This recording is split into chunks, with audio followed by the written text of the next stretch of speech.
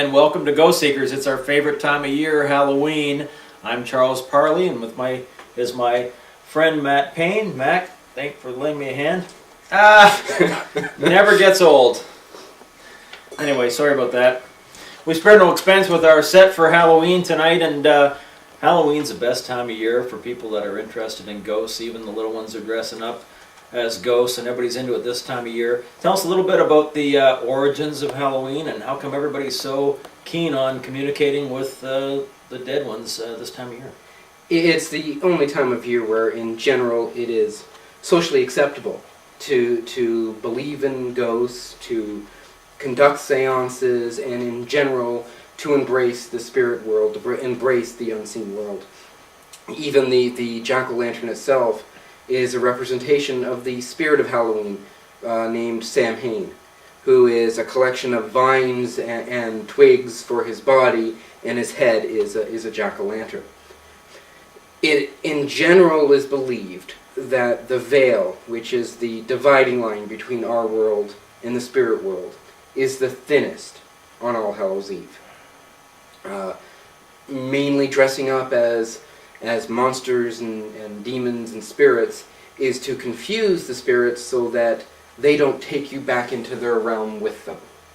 So it is the best time of year, I guess, for amateur ghost hunters and for those interested in the paranormal to attempt to summon spirits for themselves. When I was growing up, my mother was adamantly against me going out trick-or-treating.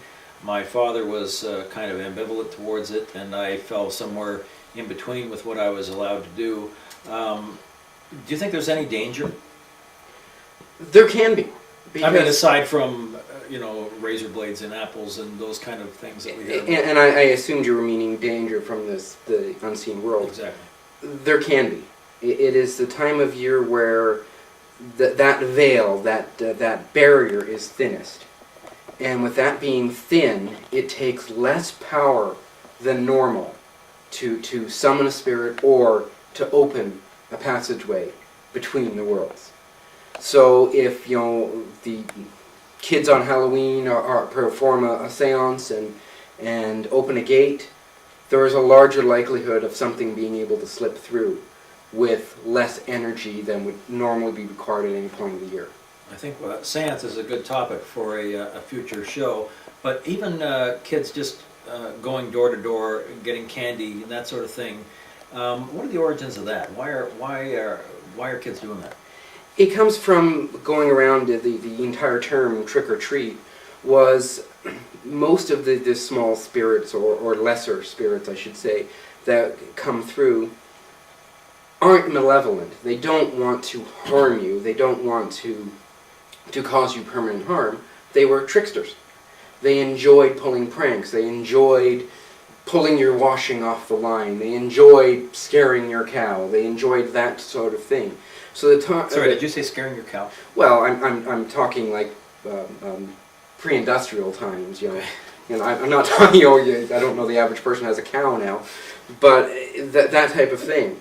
So the idea was you can give these little creatures, these imps, a treat, and they won't play a trick on you. So it carries on to the whole masquerading as one of these creatures from the other side, is you go up and say trick or treat, either you give me something or I'm going to pull a prank on you, which is what the spirits would have done. And do you think that the Halloween has the same relevance to most people now than it did before, and do you see it becoming more of a fun holiday the way that Christ has been taken out of Christmas? Has the spiritual side been taken also out of Halloween? Oh, very intentionally. I go onto the street and ask 25 people who Samhain is, and no one will be able to tell you the answer. No, I'm sure. It's not something that is relatively available, and for that it's something that people shy away from.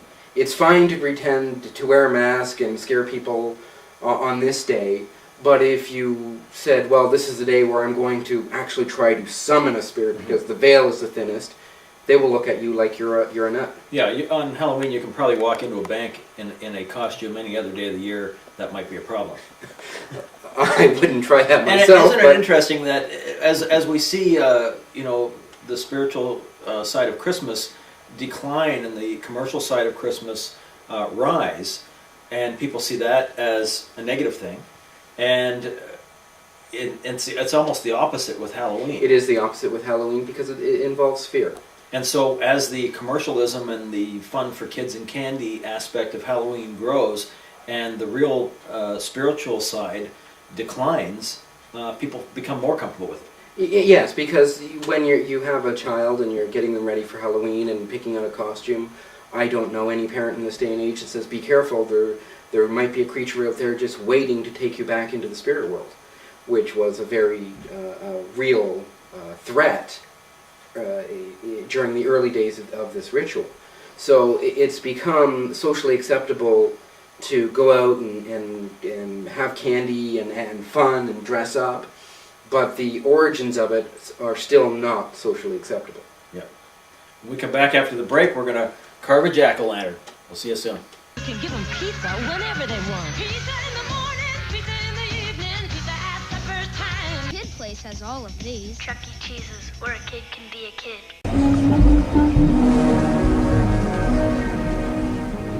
And we're back on Ghost Seekers. I'm Charles Parley, and with me is my assistant Brian. Brian, you're supposed to bring in a pumpkin for us to carve. I see, though, you've done the next best thing. Stand up. I'm going to make you stand up and show us that traditional symbol of Halloween that we all love. Right now? Oh, yeah. Yeah, okay. Yeah. Should try to improvise a little. Oh, it's the great pumpkin, Charlie Brown. There he is. Trick or treat. Thanks, Brian. Yeah, this is pretty good. But this time of year, like we've been talking about with Matt earlier, is everybody's into what we're into for a change. We're not the outcasts. Everybody loves ghosts, ghost stories, and all the stuff that's going on with Halloween. I want to talk first a little bit about kids' costumes. What's popular for costumes this year? Well, I mean, always superheroes, monsters. Parents are starting to get a little more maybe protective about the kind of things they wear. So you're seeing sort of like less violent monsters and more kind of like fun monsters, right? So maybe like a little less Freddy Krueger, a little more My Pet Monster is the type of experiment. Lots of superheroes always, right? Lots of Superman, lots of Spider-Man. It's funny that you mentioned that parents are becoming more aware, and they don't want the kids to be dressed in the devil costume, the witch costume. They want something a little more pleasant, like a cartoon character or something. At the same time, we're seeing the spiritual awareness of Halloween really on the decline, and the commercialization of Halloween increasing. I guess that's why these superheroes and so on are really taking over all the spiritual aspect of Halloween. Well, it's kind of interesting too, because like even though perhaps people are more afraid of, or rather less afraid of, say, spirits than maybe they were in the past, the overall level of cultural fear seems like forever rising, right? Parents are certainly more afraid of their kids today than they were in the past, I think. You mean fearful of their kids? Not fearful like, oh, my kids are out to get me, but just sort of like fearful of the world they're going into. They're trying to nerf them, essentially, like for every possible kind of danger and risk they could encounter. Mm-hmm. There's so many pop cultural references that are Halloween is just a field day for now. With the horror movies that come out, a lot of them are timed to come out this time of year. What movies are out that you want to check out? Well, my current, it's not from this year, but my sort of current holiday favorite is the Candyman. Oh, yeah. I just like the idea of summoning spirits, and that is definitely a scary thing. And that kind of the interesting thing about that movie is it sort of like links back to sort of like the Bloody Mary thing, the same kind of thing, like stand in a dark room and say Bloody Mary 3 times, and she would appear. And so Bloody Mary is kind of out of date, so now we have like a Candyman monster instead. But still there's that same idea that like at this time of year, that's when you can call on the ghosts. But like if you do, the sort of the moral of all these stories is like, you look out. We're talking to Matt earlier about seances, and I think we're going to save that for a show in the future. But when kids get together this time of year at their Halloween parties, they do want to call upon spirits and have a seance or some other way that they can connect with the spiritual world.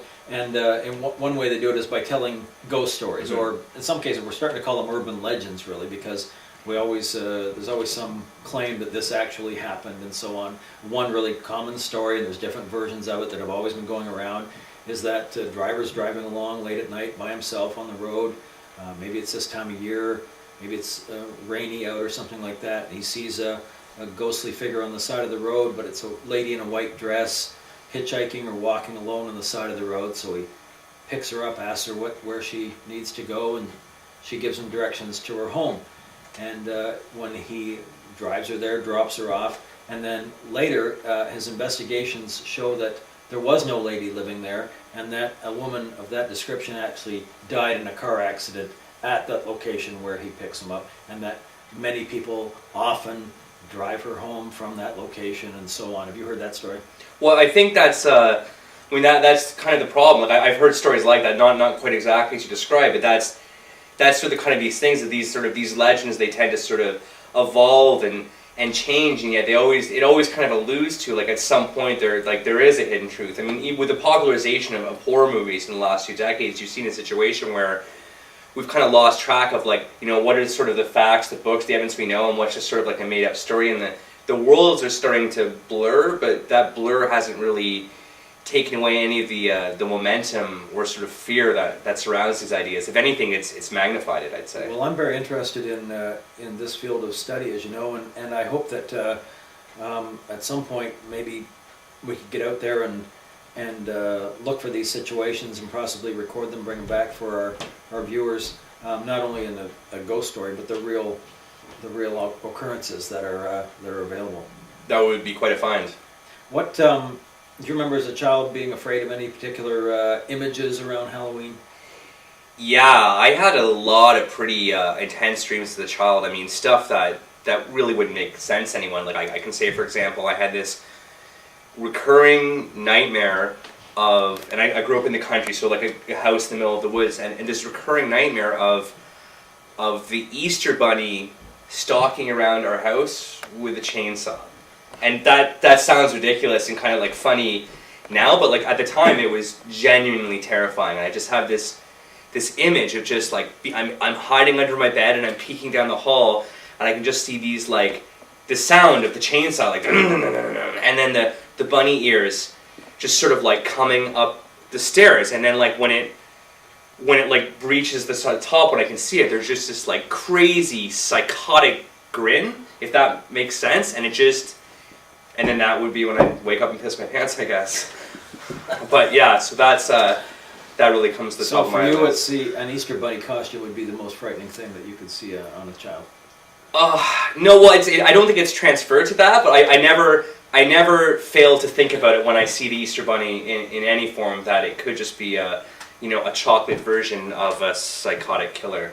Aside from the rubber mask that you can get at the mall, everybody wants to dress up as a ghost, pretty easy costume, witch, devil, and so on. It's interesting, the devil costume and our vision of what the devil is. The horns, the pitchfork, sort of a half goat-like creature with a tail that's got a little point on it and so on. Nowhere in the Bible, actually, is the devil described in that form. It actually has a Wiccan origins, that image, and yet almost everyone has accepted that as being what the devil looks like. Do you have an image conjures up that when you think of Satan, is that really the Halloween costume item? Is that, or we've seen it on the Flintstones, the little devil sitting on one shoulder, the angel sitting on the other shoulder? The conscious, yeah. Mm-hmm. I think I really don't see it as, in my sort of view, if there was a devil, it wouldn't be obvious like that. Like the whole idea, the pitchfork, the horns, the pointed tail, that's just like waving a giant flag saying that I'm the devil, right? I always imagine the devil would be like, even like, oh man, the devil's my dad? I had no idea, right? That's how I see it happening. Like the last person you would expect turns out to be this sort of like center of evil, and that's where I would start looking. But I mean, obviously you can't, go through life taking all the people who are sort of closest to you and assuming that they're the dark lord of all evil, but nevertheless, that's what I think he would be. A lot of people think that the devil must have an attractiveness, that it's more likely the most beautiful thing and not the most horrible thing, because we're all attracted to sin, and the devil wants to attract us to evil. It's like we're attracted to other things that may not be good for us, chocolate cake or Drugs, anything, drugs, or anything that is more attractive. So it's unlikely that Satan chooses a hideous countenance to attract us. I think that's probably right. We'll be right back to get into the bunny costume right after this. You can give them pizza whenever they want.